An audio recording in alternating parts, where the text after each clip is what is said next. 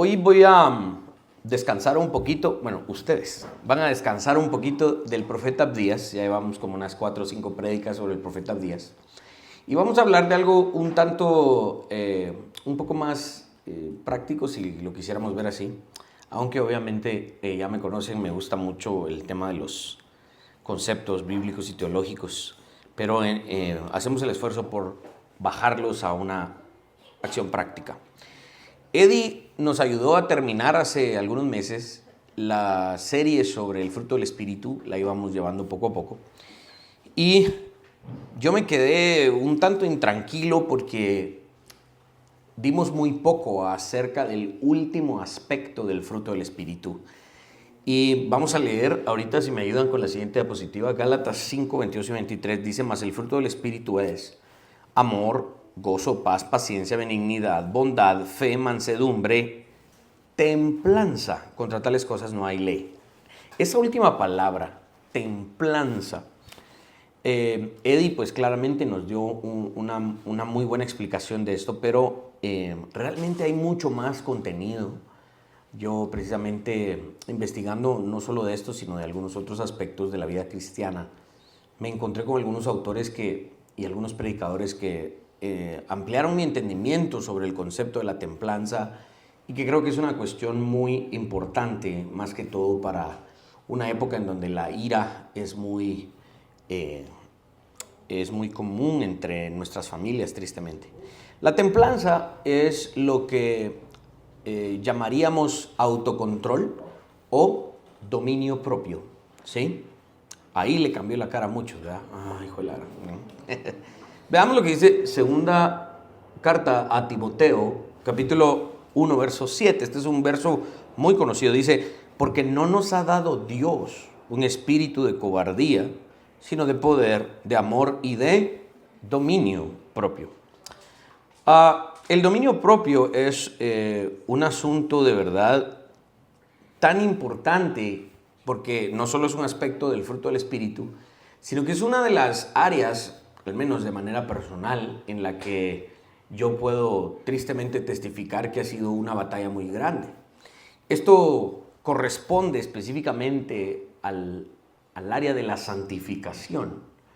Conforme vamos avanzando en nuestra vida cristiana y vamos adelantando pasos de aquí a la eternidad, mientras nos vamos acercando al momento en el que seamos totalmente puros y santos como Cristo lo es, y hayamos sido liberados de las presiones carnales de nuestra posición hoy como seres humanos, el dominio propio sigue siendo una batalla, y una batalla feroz en diferentes aspectos. Hace algunos viernes estuvimos hablando un poco sobre el concepto de la santificación desde la confesión de fe, y estábamos hablando precisamente de esto, que es una batalla bien grande, y es una batalla que se libera en diversos aspectos del carácter de una persona. Algunas personas tendrán problema en no dominar sus apetitos en cuanto al tema de la comida, otros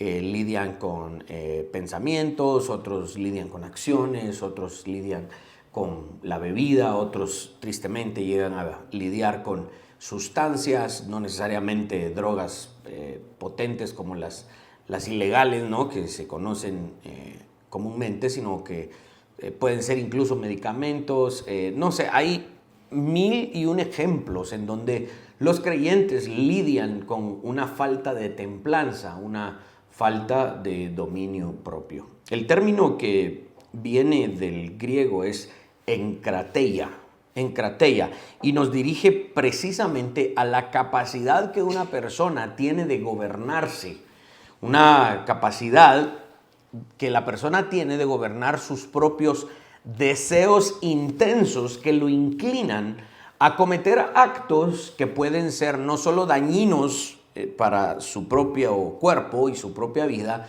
sino que acciones, pensamientos, actividades, actitudes que también son pecaminosas y que ofenden a Dios. Y si ofende a Dios, en alguna instancia va a dañar a la persona que está cometiendo esos actos. Hemos tratado en algunas ocasiones el concepto bíblico del autocontrol o el dominio propio, que es la contraparte de lo que llamamos autoindulgencia. La autoindulgencia es obviamente la inclinación a satisfacer los propios deseos. Bueno, esa lucha es el contraste que estamos viendo, el autocontrol versus la autoindulgencia.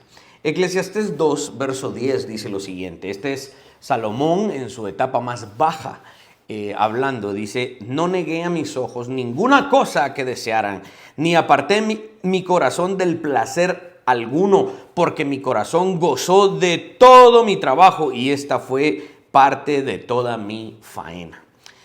Precisamente el que Salomón haya dicho: no le negué nada a mis ojos, no le negué nada a mi cuerpo, no le negué nada a mi alma. Salomón era aquel que decía: es viernes y el cuerpo lo sabe, ¿verdad? Y él se daba la grande y el gusto, ¿no?, de todo lo que su carne le pedía. Eso fue precisamente lo que le llevó a escribir: después de vivir así, todo es vanidad, todo es basura. ¿Sí? Es la falta completa de autocontrol, de la falta completa de dominio propio. Este es Salomón precisamente confesando esto.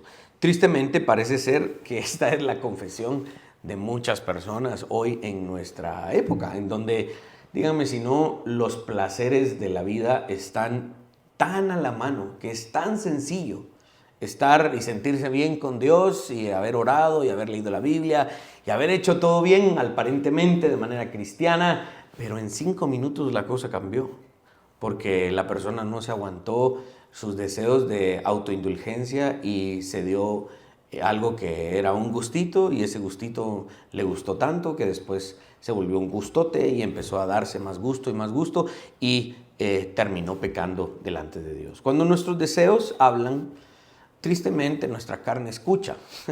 Si para algo tiene oídos nuestra carne, es para nuestros deseos. Y por lo tanto nos urge, este es un punto importante en términos prácticos, nos urge escuchen bien, el regalo. Este es un regalo, el regalo del dominio propio. Ese verso que leímos de 2 Timoteo, capítulo 1, verso 7, fue el verso que a mí me convirtió en calvinista. Fue el verso que finalmente me empujó a la teología reformada. Yo estaba leyendo y buscando y escuchando prédicas sobre el dominio propio y decía: esto es algo que yo puedo hacer, yo tengo que poder hacer, yo le tengo que demostrar a Dios que yo solito puedo. Y finalmente es tan simple el concepto que nos da Pablo en 2 Timoteo. Porque Dios no nos ha dado un espíritu de cobardía, sino de poder, de amor y de dominio propio. ¿Quién te lo dio? Dios.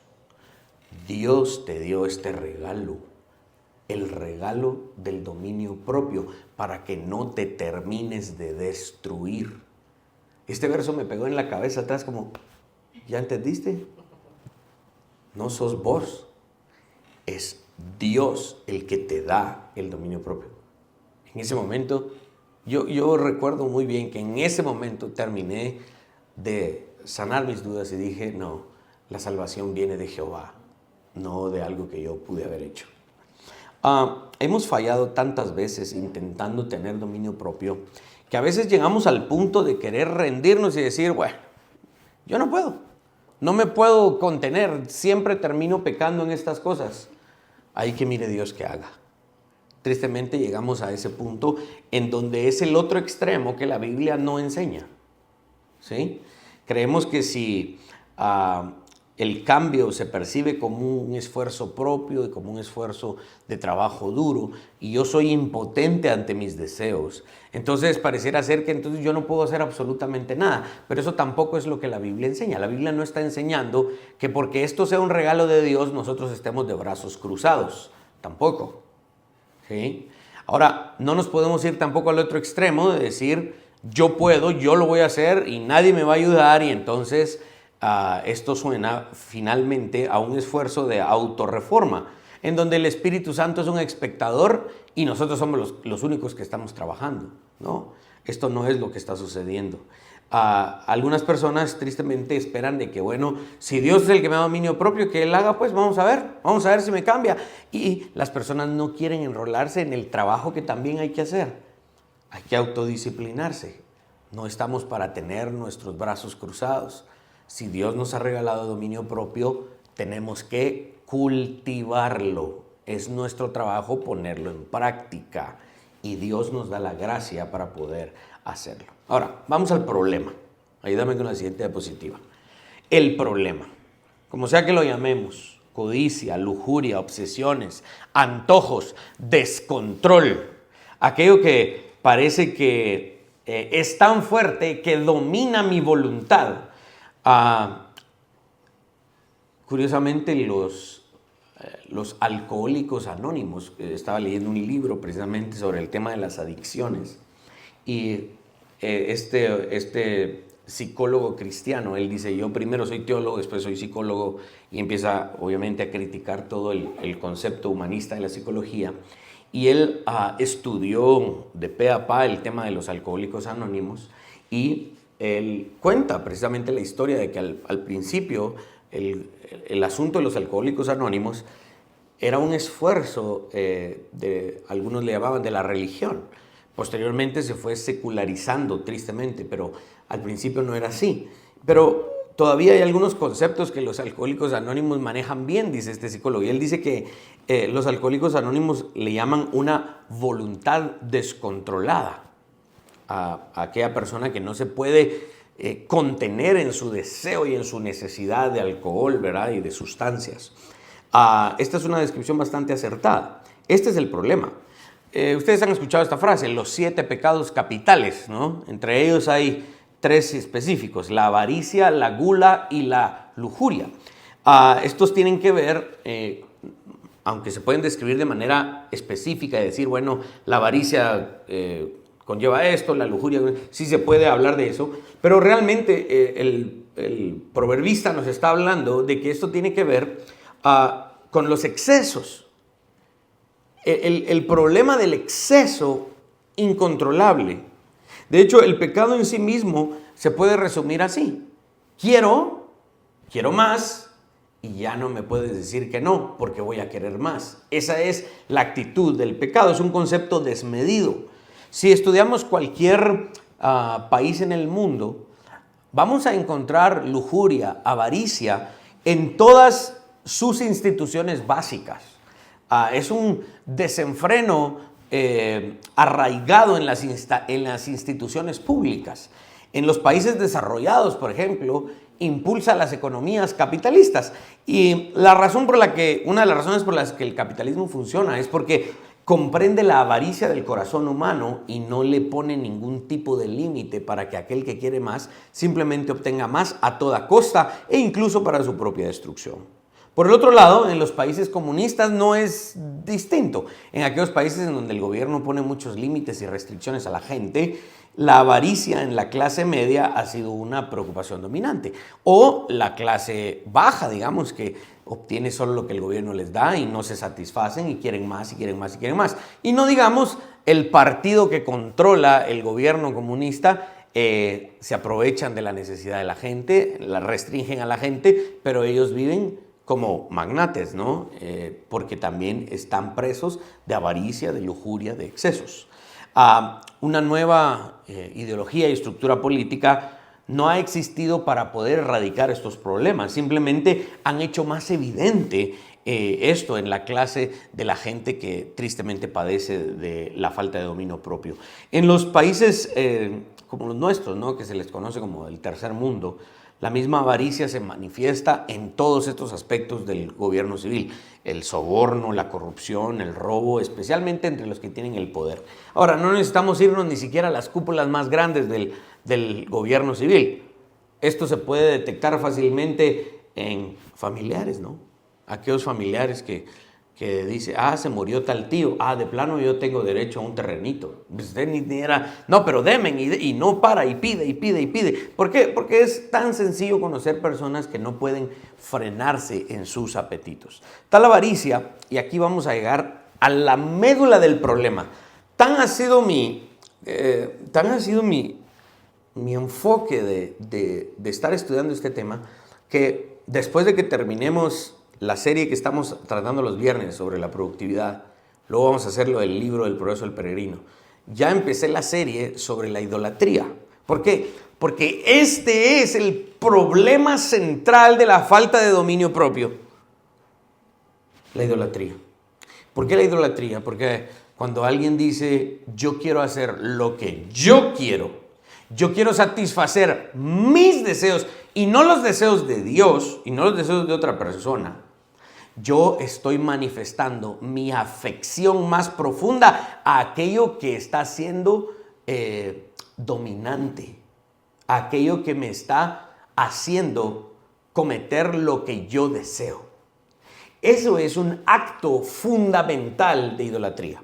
La falta de dominio propio es precisamente lo que desemboca en la idolatría. Y este es el punto medular del problema. La idolatría es la expresión de un corazón que anhela más, que quiere más, que no se sacia. Dice que Dios no es suficiente. Por lo tanto, encuentra y busca satisfacción en otra parte. Y ya nos conocen cuando hablamos de estos asuntos. No hay término medio. O es la adoración a Dios o es la adoración a otra cosa. Y cuando yo no tengo dominio propio y digo, yo voy a satisfacer los deseos de mi carne, estoy cometiendo un acto de idolatría. Pero es que yo no soy como aquellos que adoraban a Baal. Yo no tengo a Mashimón ahí en la oficina. No tengo mi imagen ahí. No es necesario. Lo que la Biblia nos está enseñando es que no es necesario un acto visible de un Dios falso, de un ídolo. Con tan simplemente anhelar satisfacer más mis deseos que lo que Dios me demanda, ya estoy cometiendo un pecado de idolatría. ¿Ven cómo esto es tan importante estudiarlo y predicarlo? Y ampliar nuestro entendimiento de que el dominio propio no es un mal de muchos y un consuelo de tontos. Ah, sí, hombre, es que todos los cristianos lidian con eso. Entonces yo también. Lo mantenemos ahí como quien dice, es normal. Es normal que no seamos tan buenos en el aspecto del dominio propio. Bueno, no es normal. Como decía este comediante, ¿por qué no eres una niña normal? Decía, pero no es normal, mis hermanos. No es normal. Lo hemos normalizado, es otra historia. Nos hemos amoldado a esta supuesta suave idolatría, sí, pero sigue siendo eso, una idolatría. Sigue siendo un pecado muy grande. Y por eso es necesario que seamos más estrictos con nosotros mismos. Aquí vamos a ir dando algunas cuestiones aún más prácticas. Esto no lo podemos hacer solos. Necesitamos ayuda. La imprudencia suele ser la raíz de la idolatría. Debido a que somos imprudentes, decimos, hombre, sí, uno más, hombre, ya. La despedida, dice. La despedida sí viene diciendo desde hace 5 años. No es la despedida, no es uno más. Es uno más y después va a venir otro, que también va a decir es el último y no lo es, sino busca ayuda. Es imprudente y finalmente nos lleva a la idolatría. No es de extrañar que los deseos desenfrenados formen parte constante de la adoración falsa. Por ejemplo, cuando los hebreos eligieron ídolos, el resultado fue que el pueblo se desbocó y Aarón hizo que se descontrolara el pueblo y se convirtieron en la burla de sus enemigos. El tema de la idolatría es especialmente prominente en el Antiguo Testamento y un tanto menos o tal vez no tan palpable en el Nuevo Testamento, pero se puede. Es prominente en el Antiguo y tal vez pareciera ser que es un poco menos en el Nuevo. Sin embargo, esto no significa que la idolatría dejó de ser un problema en el Nuevo Testamento, simplemente cambió de formas. Y obviamente en nuestros tiempos esto concuerda porque la idolatría sigue tristemente latente. Esto concuerda con el énfasis del Nuevo Testamento, los compromisos ocultos del corazón, aquellas cosas que no se las decimos a nadie más. Y en público no mostramos esos afectos, porque qué vergüenza. Qué vergüenza que los hermanos o que los trabajadores de la empresa donde trabajo o mi familia vea que yo tengo un compromiso oculto con tal placer. Ah, no, Dios guarde, que no me miren. Está allí, pero soy muy bueno ocultándolo cuando estoy en público. Y seamos honestos, todos somos muy buenos en eso. A medida que la escritura se desarrolla, gradualmente se centra más en nuestros deseos y en nuestros anhelos. El Antiguo Testamento hablaba de dioses falsos, de imágenes y todo lo demás. Pero el Nuevo Testamento desarrolla ese concepto y dice, olvídense de eso. Vamos a la raíz del problema, que era el mismo problema de los del Antiguo Testamento. Era el deseo de la autoindulgencia, de adorarse a sí mismo. Hoy tal vez ya no tenemos imágenes, pero sigue siendo el mismo problema idólatra. La Escritura se burla de los ídolos. Algún día vamos a cantar esa canción aquí. Los ídolos no tienen poder. Los ídolos no tienen poder. Nos vamos a burlar de los ídolos también. Así como la Escritura, como dice el Salmo 2, se burla. Jehová desde su trono se burla de ellos. Y gracias a Dios somaté esta y no la otra pierna, así no me hubiera dolido. En última instancia, los ídolos son impotentes, por lo que el ser humano pierde el interés en el objeto externo. Si miramos un árbol que lo convirtieron en una imagen, que tiene una imagen de una cara, unas manos, pero no se mueve, no hace nada, el corazón pierde interés en el objeto externo. Pero el problema no se fue, simplemente quitó el interés en el objeto externo, pero lo guardó dentro de sí. Porque este ídolo, tristemente, sí se puede mover. Este ídolo sí tiene manos. Este ídolo sí tiene una voluntad, este ídolo sí tiene ojos, este ídolo sí tiene oídos, y por todos esos elementos del cuerpo y del ser, este ídolo parece satisfacer más que ese pedazo de madera que estaba allí. ¿Se dieron cuenta? El problema solo mutó, cambió. Y el problema es que infectó mi corazón y mi mente. Se observan algunos pecados que se enumeran en el Nuevo Testamento, ¿no? De hecho, antes de este listado del fruto del Espíritu en Gálatas 5, 22 y 23, Pablo está haciendo el contraste con el fruto de la carne, del versículo 19 al 21. Libertinaje, odio, discordia, celos, arrebatos de ira, ambición egoísta, envidia, borracheras, orgías, ¡híjole! Y es un listado pequeño que engloba muchísimos otros pecados más. Estos son pecados de deseos desenfrenados. Lo quiero todo y lo quiero ya. Y no me digan que no. Sálganse, cierren la puerta, déjenme solo porque aquí yo quiero disfrutar. ¿Y qué pasa con la voluntad? Ah, qué bonito se sintió. Hagámoslo otra vez y otra vez y otra vez. Entonces ya definimos el problema. Básicamente es la idolatría. Vamos al siguiente punto. El problema más grande que se incrementa ahora es que el pecado es placentero. Este es el gran problema también. Que esto nos gusta. No vamos a decir, ay no, qué feo eso, guácala. Hagámoslo otra vez. No sucede así. Nos gusta. Ese es el problema. Este es un hecho que generalmente no se le da mucha importancia. Pero debido a esos rastros tal vez de hipocresía que todavía quedan en muchas personas, y bueno, digámoslo así, ¿no? En todos nosotros, no mostramos eso porque nos da vergüenza delante de la gente, pero tenemos que ser honestos. El pecado es placentero, nos gusta, tristemente le gusta a nuestra carne, al menos en principio, porque nos inclinamos a pecar porque nos gusta, pecamos porque es algo que satisface nuestros deseos carnales. Esto, por supuesto, es evidente. ¿Por qué vamos a hacer compulsivamente algo que no nos produce placer y que, a pesar de que no nos produce placer, nos produce daño? No lo haríamos. Ahora, el pecado es placentero y lo seguimos haciendo a pesar de que sabemos que nos produce problemas después. A menudo la gente intenta disuadir y dice, mire, sí, yo lo hice usted, pero créame que a mí no me gustó. No sea casaquero, ¿no? O sea, sea honesto. Sea honesto, usted lo hizo porque usted quiere. Mire usted, es que en el momento en el que yo recibí ese soborno, créame usted, yo me sentí mal. ¿Seguro? Porque se lo llevó, pues. Lo agarró y se lo llevó. Allá está en su cuenta de banco, se fue a comprar cosas. No, pero créame usted que yo me sentí mal. Pues no parece, ¿va? No parece, ¿va? El primer paso inteligente que podemos hacer para salir de nuestros pecados y empezar a cultivar más dominio propio, templanza como un aspecto del fruto del Espíritu, es reconocer que nos gustó. Sí, mire usted, la verdad es que ¿a quién no le va a gustar, pues? El dinero fácil. ¿A quién no le va a gustar esto? ¿A quién no le va a gustar lo otro? Sí, no puedo salir porque la verdad es que me gusta. Ese es el primer paso, ¿sí? Te gustaba, te encantaba.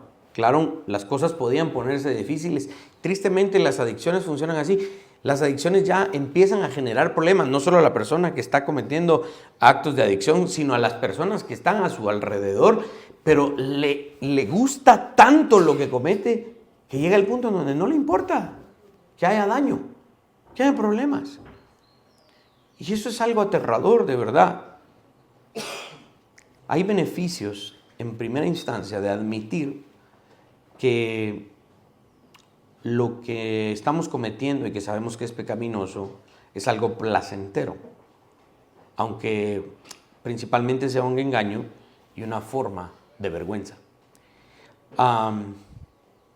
Nuestros afectos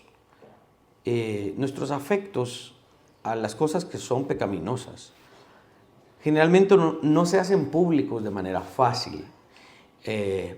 Preferimos engañarnos pensando que lo que hicimos fue solo un error y una trampa, en lugar de una relación apasionada que tenemos con un acto, con una sustancia o con algunas otras cosas. Esto es una de las razones por las cuales aquí este autor vuelve a citar, me pareció interesante. Dice, esto es una de las razones por las cuales el ritual de los alcohólicos anónimos, no sé si lo han visto ustedes en las películas y eso. Yo recuerdo cuando era adolescente haber ido a una o dos reuniones de alcohólicos anónimos acompañando a alguien. Yo no era alcohólico, nunca he sido alcohólico, por la gracia de Dios, pero acompañé a alguien a una reunión de alcohólicos anónimos y recuerdo haberlo visto y después lo vi en las películas. El ritual de ellos es, hola, buenas noches, soy Pedro y soy alcohólico. Y todos responden, hola Pedro, ¿verdad? Ya algunos respondieron como que pero este es el ritual de ellos porque saben que el primer paso para lograr la sobriedad, y finalmente este autor, este psicólogo y teólogo decía, realmente los alcohólicos anónimos tomaron muchos elementos en la escritura para formar su programa. Y esto es algo que la Biblia nos llama a hacer: admitir, confesar, abrir y decir, mira, este es mi problema, este es mi pecado. No mantenerlo oculto, sino que abrirlo. Ese es el primer paso para empezar a lograr dominio propio. Una segunda razón para reconocer que el pecado es placentero es porque nos mantiene alerta, nos mantiene en la lucha, ¿sí? Si creemos haber muerto a las viejas pasiones y decir, ya tengo 10, 15 años de no hacer eso por la gracia de Dios, no crean que eso está totalmente muerto y que jamás le va a poder a volver a provocar problemas.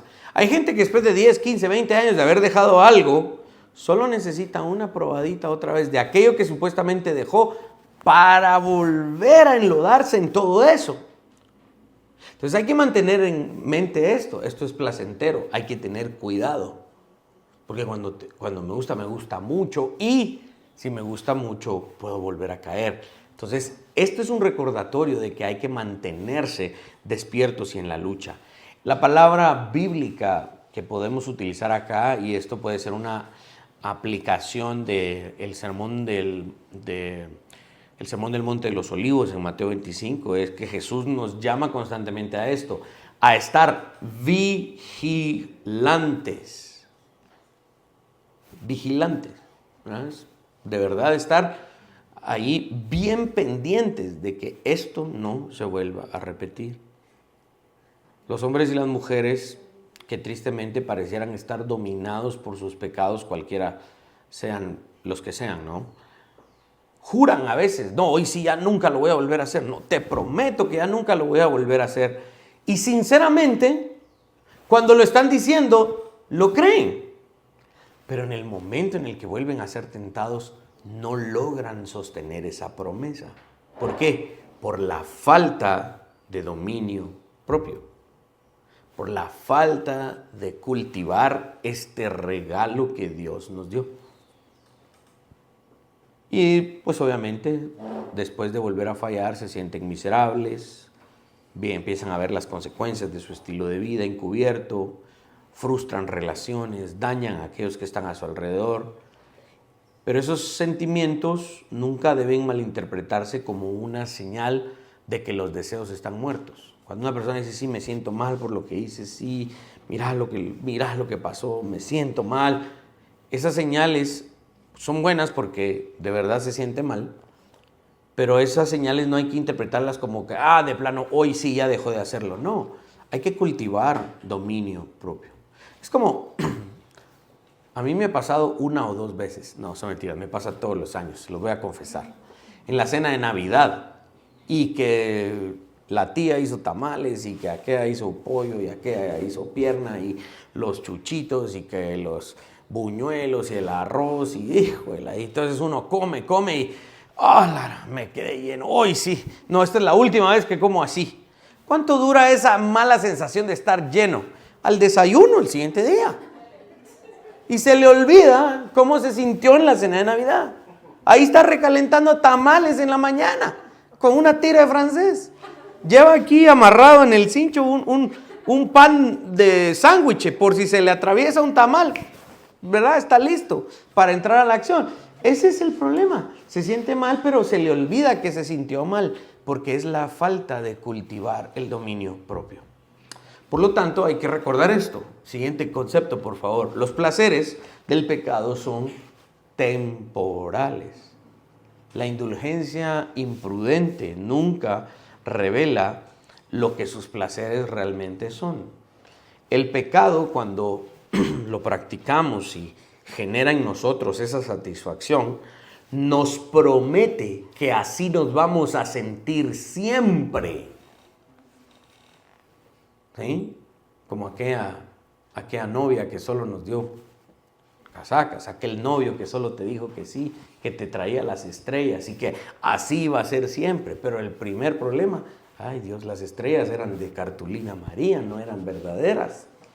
Ese es el problema. El pecado nos dice, qué bonito se siente. Si sigues cometiéndolo, así se va a sentir siempre. Y es mentira. Pero no queremos creer esa mentira. En el mejor de los casos, el placer es pasajero. Hay personas sabias, por el contrario, que toman decisiones difíciles porque saben que los placeres del pecado son temporales. Leamos este verso que es maravilloso y a mí me confronta. Hebreos 11:25. Escogiendo antes ser maltratado con el pueblo de Dios que gozar de los deleites temporales del pecado. El escritor de Hebreos está hablando aquí de Moisés, quien pudo haberse quedado en su palacio en Egipto, ser miembro de la familia real con Faraón y quedarse tranquilo allí. Pero por la fe, por quien Cristo es, Moisés prefirió ser maltratado con el pueblo de Dios a permanecer en los deleites temporales del pecado. Si Moisés se hubiera quedado en el palacio de Faraón, y esto es un hipotético, ¿no? Es algo que nunca sucedió, que podríamos, como lo digo, ¿no? Una hipótesis, una idea, pero si Moisés se hubiera quedado en el palacio, hubiese sido destruido con Egipto. La salvación iba a venir a Israel, con Moisés o sin Moisés, con Moisés o con otro que no se llamara Moisés, y Moisés hubiese sido destruido. Pero él renunció a los placeres temporales del pecado y prefirió ser maltratado con el pueblo de Dios. Tristemente, está el otro lado de la ecuación, personas que se han entregado finalmente a sus placeres y se han dado cuenta de que tales búsquedas son en última instancia vanas. Y es lo que empecé en Eclesiastés capítulo 2, cuando Salomón habla precisamente de la vida de autoindulgencia, que es una vida vana finalmente. Muchos de nosotros hemos aceptado la mentira de solo una más. Una más y me voy a quedar satisfecho. La realidad es que una más puede satisfacer temporalmente. Y también no nos damos cuenta de que esa una más, aunque pareciera ser para nosotros, es la última, realmente alimentamos la que viene. Y cuando decimos esta es la última, estamos alimentando la que viene. Y es algo que no termina, y no termina, y no termina. Y seguimos presos de nuestros pecados si no entendemos el Evangelio y no aplicamos y cultivamos el dominio propio. Este fenómeno se capta en uno de los pasajes más aterradores de la Escritura. Hay versículos que de verdad dan miedo, como este, Efesios 4:19, los cuales, después que perdieron toda sensibilidad, se entregaron a la lascivia para cometer con avidez toda clase de impureza. Mis hermanos, por la gracia de Dios, nosotros no somos eso. Fuimos, tal vez. Podríamos ser, no estamos lejos de eso, sino es por la gracia y el regalo divino del dominio propio. Cada indulgencia, paradójicamente, es una indulgencia, un deseo que nos alimenta, pero no nos damos cuenta que al mismo tiempo nos está vaciando. Cada vez que le damos el deseo a nuestra carne, creemos llenarnos más de satisfacción, pero realmente con cada vez que practicamos el pecado nos sentimos menos satisfechos. No sé si ustedes alguna vez han tenido ese tipo de alergia en la piel que pica y entonces empieza a rascar. Y al principio se siente bien, qué rico rascarse, pero le dan más ganas y se rasca más y se rasca más hasta que llega el punto que ya no siente la satisfacción de aliviar la comezón porque esa roncha se ha convertido en una herida. Y se dio cuenta de que tanto rascarse simplemente empeoró su piel. Y ahora ya no viene la picazón, ya no viene y ya no tiene la capacidad de aliviar esa picazón, sino que ahora tiene un dolor más grande porque la llaga ahora está abierta. Esa es precisamente la forma en la que funciona el pecado. Hay gente que vuelve a visitar sus antojos pasados solo para recordar los viejos tiempos. Por baboso, porque al recordar esos viejos tiempos termina otra vez enlodado en los pecados que ya había avanzado para salir de ellos. Esta perspectiva bíblica aporta nuevas perspectivas al debate sobre precisamente los antojos, la dependencia física de otras cosas e incluso las adicciones. Al igual que las respuestas sexuales humanas son biológicas. Claro, todo esto es un asunto biológico porque nuestro cuerpo lo siente, pero nunca nos engañemos. No solo es biológico, es espiritual. Cualquier cosa que disfrutemos, especialmente si el placer se experimenta físicamente, es algo que deseamos repetir. Por ejemplo, los juegos de azar o algunas otras cosas, ¿no? Que tal vez no introducen sustancias químicas al cuerpo, pero actúan tan poderosamente en términos de atraernos a volverlo a cometer, que es como que si fuera una droga que hubiésemos ingerido. Son poderosos afectos que nos llaman porque el problema no solo es biológico, no solo es físico, es espiritual. La gente está experimentando, y aquí voy a llegar a una de las conclusiones, es lo que en la literatura poética se conoce como un canto de sirena, ¿no? Aquellos cantos en la mitología griega que eran seductores. Y los marineros de repente llegaban a cierto lugar donde oían a las sirenas cantar y eran seducidos, y eran embobados y encantados y eran llevados a una trampa, ¿no? Consideremos la siguiente proposición, el siguiente concepto. Ayúdame con la siguiente diapositiva. Los antojos o deseos intensos son problemas espirituales. No es que tu cuerpo quiera más, no es que tu cuerpo pida más, no es que ya es algo de lo cual mi cuerpo depende. No. En primera instancia es un asunto espiritual. Es un asunto de lo que Santiago llamaría nuestra concupiscencia, porque de ahí somos arrastrados. Sí, tu cuerpo experimenta el placer del pecado, pero no es solo eso. Es un problema espiritual. Hay muchas otras cosas que me gustaría hablar, pero vamos a ir avanzando. Vamos a la aplicación, porque finalmente somos espíritus encarnados. Todo lo espiritual se va a expresar físicamente. Si odiamos a Dios, los que odian a Dios van a manifestar eso físicamente. Alguien que aborrece a Dios va con sus palabras, con sus actos, con cualquier otra forma física, va a expresar su afecto hacia su humanidad o hacia otra cosa. Y va a expresar físicamente su aborrecimiento por Dios. De la misma manera, si nosotros amamos a Dios, nuestro cerebro, nuestro corazón, nuestras manos, nuestros pies, nuestros gestos van a ejemplificar físicamente nuestro amor por Dios. Cuando optemos por el autocontrol, por la templanza, por el dominio propio, van a haber esfuerzos físicos que lo van a demostrar. Ahora, vamos a la aplicación. Créanme que esto solo es una introducción al problema de la falta de templanza, el problema del autocontrol, el problema de la falta de dominio propio. Y uno de los primeros puntos que podemos poner en práctica es amar más a Cristo que a nuestros deseos. Eso es un concepto. Y este concepto está en la Escritura, iniciando por aquel gran mandamiento. Maestro, ¿cuál es el primer y más grande mandamiento? Amarás a Jehová tu Dios de todo tu corazón, con toda tu alma, con todas tus fuerzas, con toda tu mente. Ese es el primer gran mandamiento.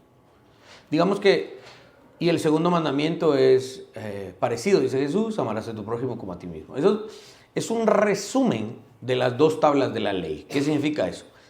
Que los primeros 4 mandamientos, no tener dioses ajenos, no tomar el nombre de Jehová Dios en vano, no tener ídolos, imágenes, y guardar el día de reposo, esos primeros 4 mandamientos son precisamente nuestra expresión de amor y adoración a Dios.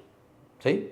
Esos primeros 4 mandamientos son los que debemos expresar cómo amamos a Dios, teniendo en cuenta esos primeros 4 mandamientos. ¿Sí?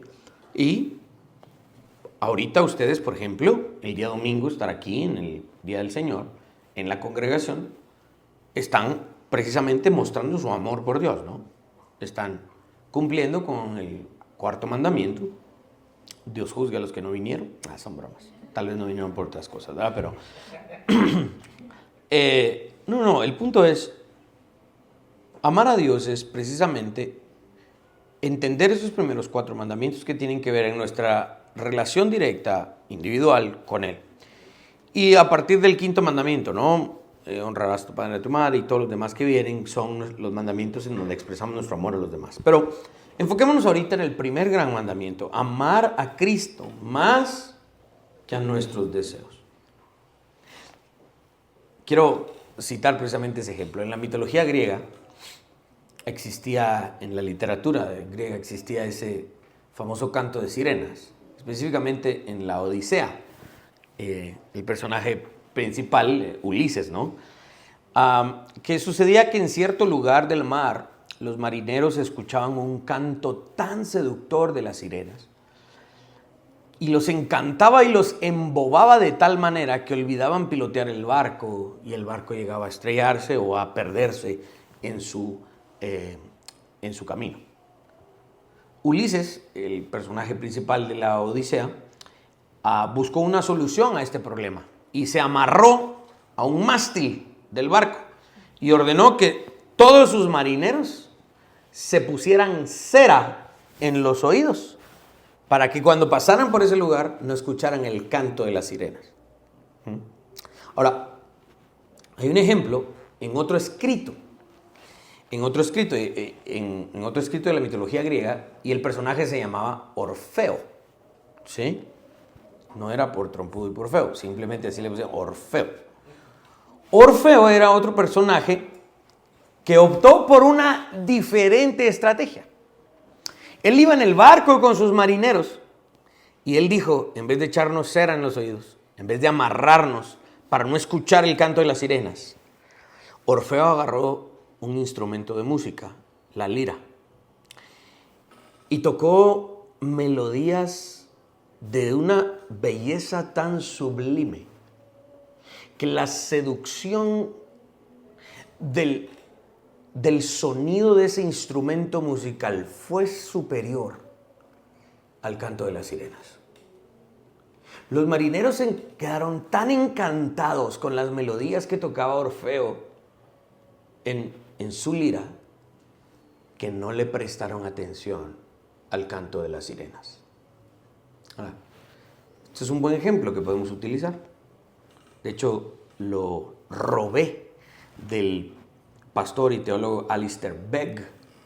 Alistair Begg es un teólogo y pastor de ascendencia escocesa, pero ha hecho ministerio en los Estados Unidos. Y él utiliza esta ilustración para guiarnos precisamente a este concepto, a amar más a Cristo que a nuestras propias pasiones y deseos. Recordemos que la falta de dominio propio está íntimamente ligada al pecado de la idolatría. La idolatría es amar más a un Dios falso que al Dios verdadero. Y para usos prácticos, esto significa amar más nuestros pecados que a Cristo, digamos. Tal como en la ilustración, fue posible no ser seducido por el canto de las sirenas, debido a que el sonido de la lira era superior en belleza y atraía más a los marineros. Asimismo, podríamos empezar a cultivar nuestro dominio propio. Uno de los primeros pasos para cultivar nuestro dominio propio es aprender a apreciar, préstame mucha atención, es aprender a apreciar la sublime belleza de Cristo. Y la belleza de Cristo como una belleza superior a la belleza de nuestros pecados. Ahora, en la práctica esto cuesta mucho a veces. Y esto tiene que ver con nuestra falta de entendimiento sobre la persona de Cristo. El gran atractivo que le hemos atribuido a nuestros pecados es un problema muy grande. Y aquí le pedí a ChatGPT que me diera algunos dichos populares sobre la falsa belleza. Estoy seguro que muchos de ustedes los han escuchado. No todo lo que brilla es oro.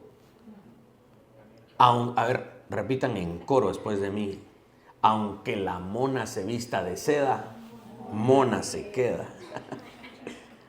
Te vendieron gato por liebre.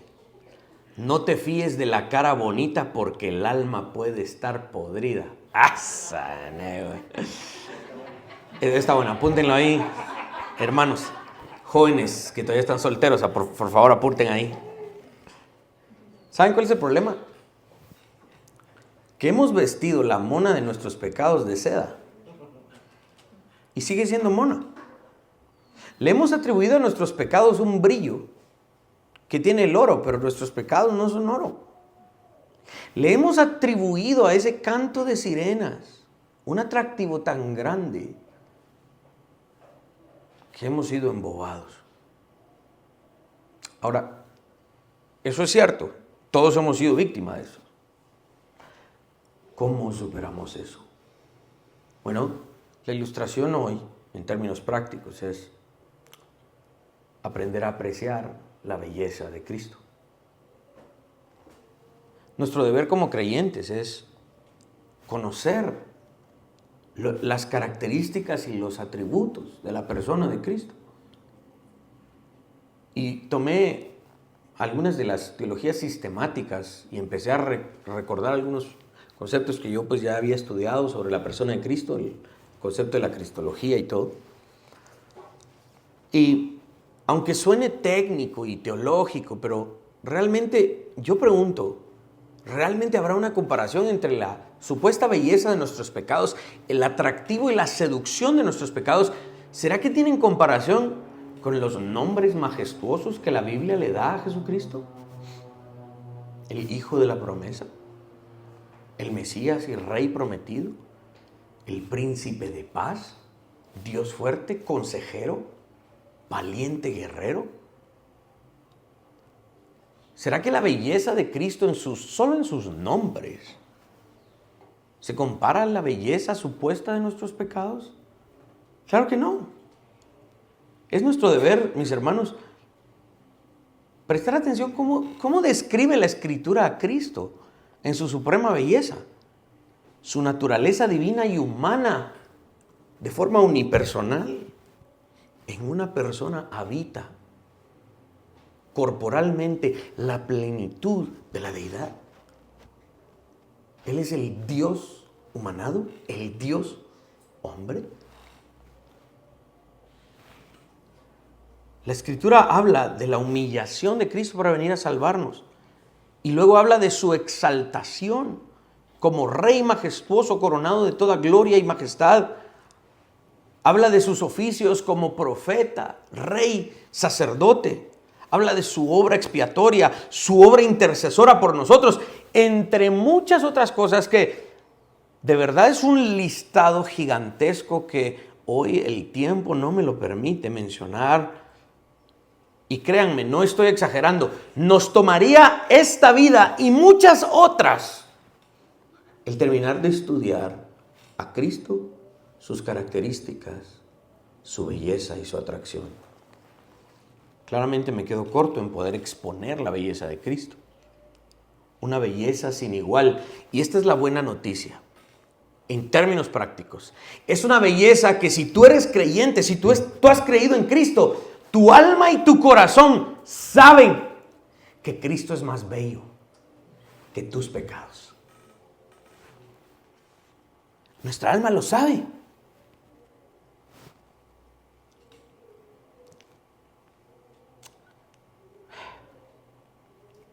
Ayer me pasó esto, escribiendo esto.